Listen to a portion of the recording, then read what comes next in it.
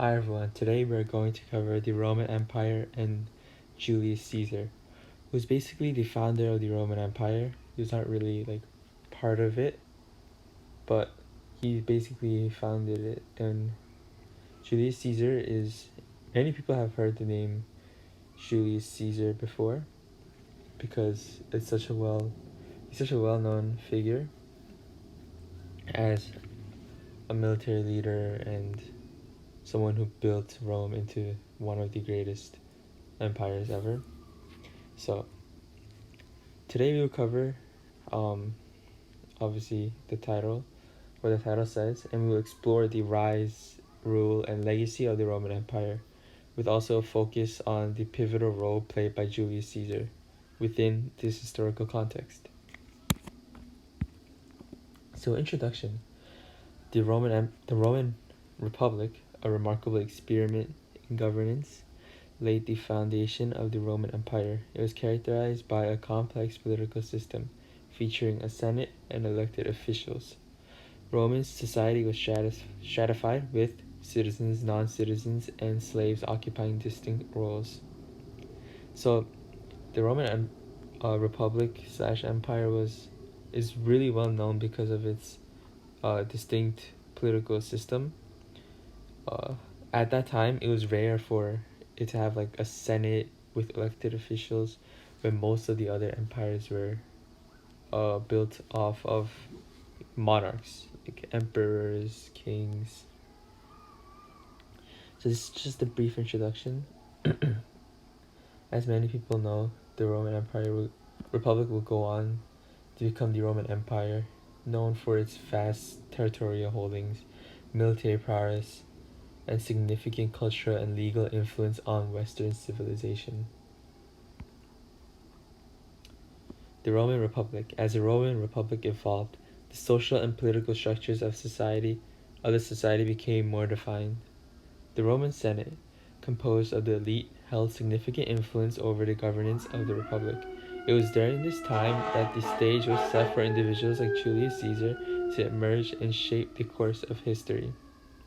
So, you can say that this was a perfect time for Julius Caesar to, I guess, gain control and become the leader that Rome needed to grow into one of the dominant empires in history. So the picture on the right shows the Roman Republic and the Roman Senate, like a visual representation of it. So Julius Caesar's rise. Julius Caesar was born into a noble Roman family. He had a meteoric rise in Roman politics. He excelled as a military commander and gained widespread popularity for his conquests in Gaul. My bad. Caesar's alliance with Gnaeus Pompeius Magnus and Marcus Licinius Crassus in the first triumvirate further propelled him onto the political stage, setting the scene for his ascent to power. So you can see triumvirate is like just the word itself. Some of you guys may not have heard of it before. That shows how unique Rome's system of government has been. And so a triumvirate is basically just a political alliance or coalition of three individuals, three, who share power and authority. So the first triumvirate is Julius Caesar, Gnaeus Pompeius Magnus, and Marcus Licinius Crassus. And this triumvirate was formed to consolidate power and counterbalance the influence of the Senate and other political factions. It was not an official office, obviously, but rather a political alliance that just shows dominance, basically. How come the alliance led to Caesar's successful consulship and later his military campaigns in Gaul? Crassus died in 53 BC, leading to tensions between Caesar and Pompey, and eventually contributing to the outbreak of a civil war. So, the triumvirate works with three people in it, but without one person in it, it obviously started to break down slowly. We would also have a second triumvirate, which was Obviously, it's not really relevant to Julius Caesar's story, but it's relevant to the Roman Empire, and the members of the Second Triumvirate were Octavian, who was later known as Augustus, Mark Antony, and Marcus Aemilius Lepidus. This triumvirate was established to avenge the assassination of Julius Caesar and to consolidate power among his supporters. And the outcome of this second triumvirate conducted lists of individuals to be executed or have their properties confiscated. So they basically had like a target list against Caesar's assassins and their supporters. However, this triumvirate later dissolves into rivalries between Octavian and Antony, leading to further civil wars. So despite having a powerful and like compact, not really compact, but a good political system at that time, there were still many civil wars and disputes among leaders. So the Ides of March, one of the most pivotal movements in Roman history, occurred on March 1544 BC, when Julius Caesar was assassinated by a group of conspirators in what is famously known as the Ides of March.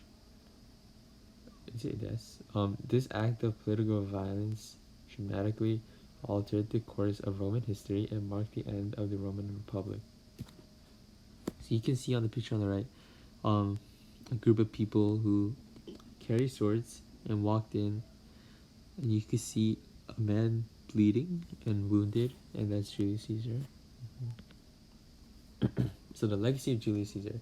Julius Caesar's legacy is profound. During his rule, he introduced critical reforms, including the Julian calendar, which forms the basis for our modern calendar. His transition from a republic to an empire paved the way for the rise of the Roman Empire. The Caesars who followed him would lead Rome to its Senate as world superpower. So the Caesars who followed him would rise and bring Rome to the top of the world, basically. He basically paved the way for an empire, and that the rest is history. Yeah. Okay. Conclusion. In conclusion, the Roman Empire and Julius Caesar are intertwined in the tapestry of history. The Roman Republic's evolution into an empire was driven by both the strengths and weaknesses of its leaders. With Julius Caesar's influence being central, the legacy of Rome endures through its contributions to art, law, architecture, and governance, shaping Western civilization for centuries to come. So, today we covered one of the most important empires in history. And if you see on the right, you can see the maps of the Roman Empire. So this was the land of the Roman Empire. It was, as you can see, it's really big. It covered a lot of Europe, some of Africa. Yeah, that's it for today. Thank you for listening.